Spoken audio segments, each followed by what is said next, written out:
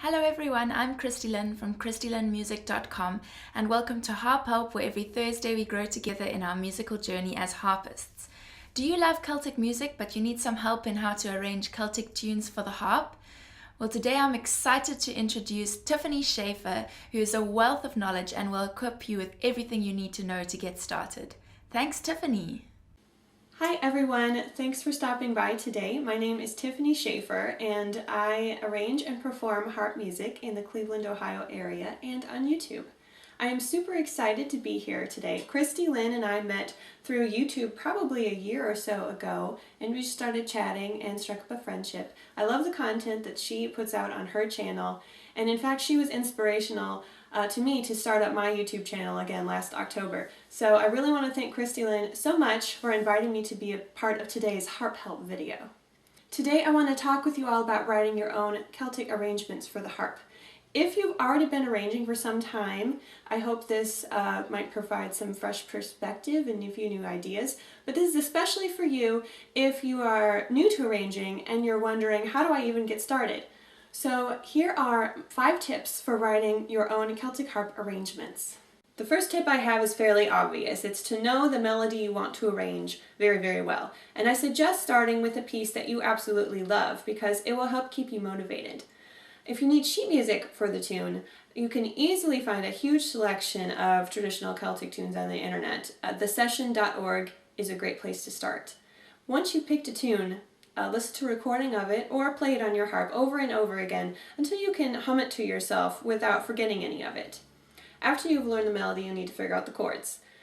You can figure this out by trial and error, or if you don't have them already, you can easily just search for the name of your tune and the word chords after it, and you'll get a lot of lead sheets, probably from guitar sites, that'll have the chord symbols on top of the words or the notes. Once you've got the melody and chords figured out, go ahead and play through the melody, adding simple chords in your left hand. Celtic music is so rich in feeling and history, so think about how this tune makes you feel and what is it saying to you. You might do a little digging and find out where did this tune come from, who wrote it, who did they write it for? Did they write it for a certain person or an event, like a party or a death or a coming home from a battle? Think about the mood you're trying to evoke while playing. Let's take the song Loch Lomond, for example. It's really not a happy song, so I want it to sound pensive, a little sad. So while I'm playing around with the chords, I might want to change a few of them to reflect what I think brings out the right mood. For example, the chords I have printed out have a G at the end of this phrase.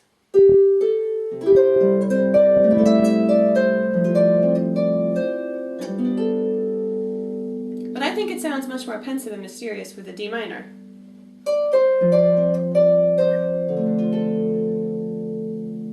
Also, what kind of tune is it? Is it a fast dance piece that you want to keep light and moving quickly? In that case, you may not want to play full chords in the left hand. You might just want to do a note here and there within the chord, or quick moving octaves. Another way you can draw inspiration is maybe by thinking, what instrument was this originally written for? Among my Scottish harp friends, we like to play a lot of marches that were originally written for bagpipes. And if you know bagpipes, you know that one distinctive thing is the drone at the bottom of the melody that just plays that one single note. And you can mimic that by repeating a single note or octave or a chord like this.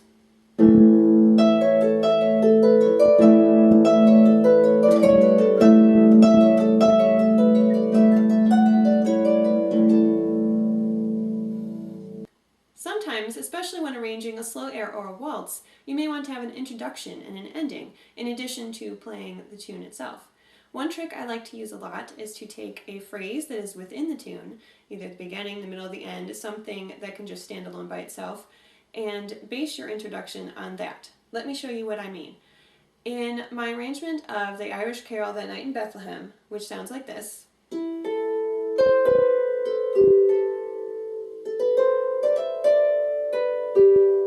took that phrase from the beginning, and then I played it in different octaves.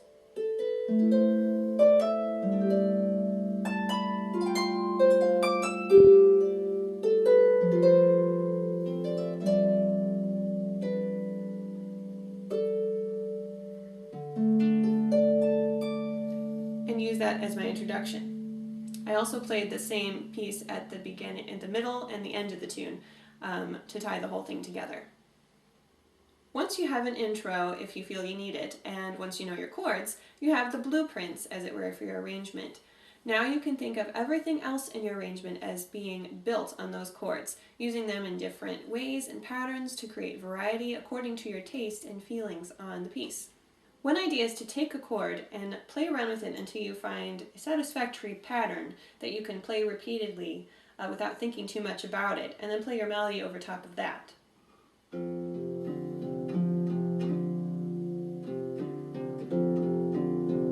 This is mostly just within an F chord.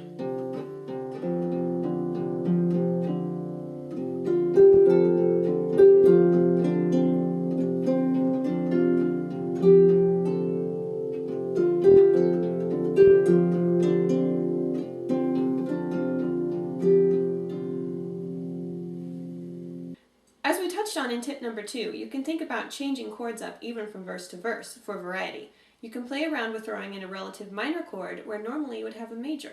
Going back to Loch Lomond.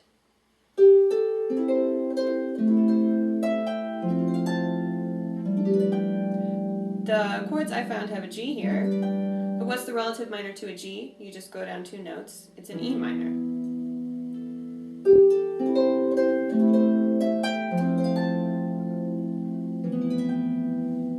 And that could also work. You can also walk down in the left hand. Instead of just doing this, where I have a C chord and then I need an A minor chord, which is a third below, instead of leaving that B out, I can just hit it on the way down.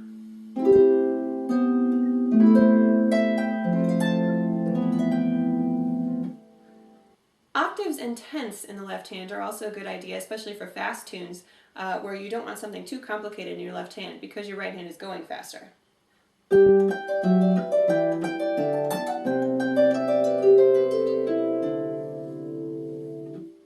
1-5-1 chords go very well in Celtic music. The root, the fifth, and then the root on top again. You can also play them with the root at the bottom and then this 5 and 1 together.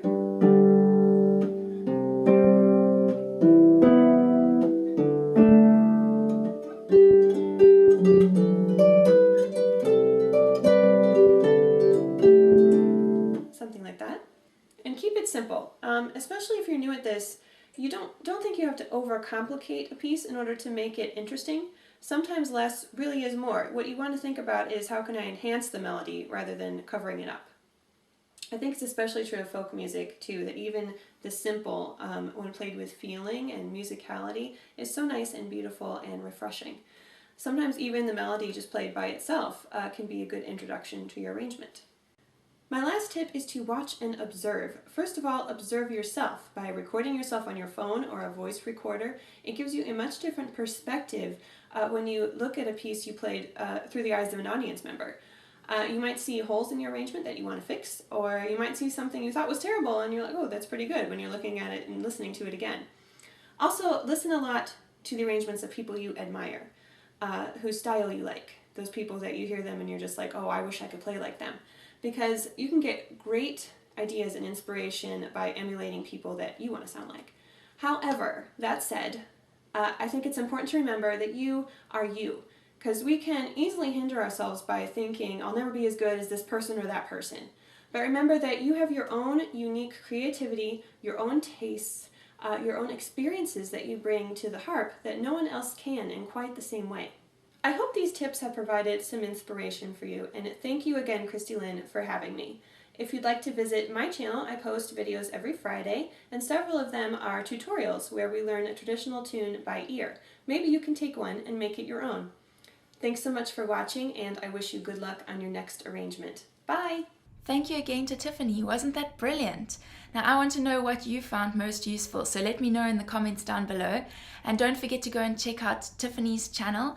I've already learned some Celtic tunes from her Tune Tutor series. And subscribe to this channel to see more harp help videos. See you next Thursday. Bye!